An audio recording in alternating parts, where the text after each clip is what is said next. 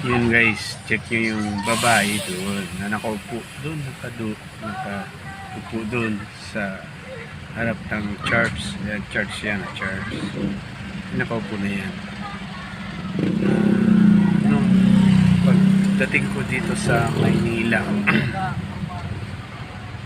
sabi ng mga tao dito, magandang babae daw yan noon. Maayos siyang babae. Kaso lang nung time na nalulung sa drugs, dahil daw nalulung sa drugs yung babae na yan, na nakakaawa siyang tignan, nalulung sa drugs, kaya siya nagkaganyan. Kaya payo ko sa mga kabataan ngayon, lalo sa inyong mga kabataan ngayon, please lang, huwag kayong titikim sa drugs. Huwag yung subukan.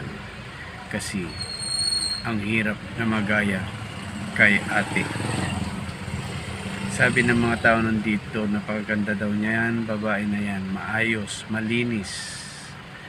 Pero nung pinasok at tuloy na nag-drugs, ganyan ang nangyari, nawala ang sarili. Nasira ang pag-iisip, kaya ngayon tuloy nagiging baliw na siya. Nandiyan na lang siya nakaupo at yun, namamalimos. Kaya please guys, payo ko sa lahat ng mga kabataan, sa lahat, huwag nyong subukang mag-drugs. Talo kayo dyan.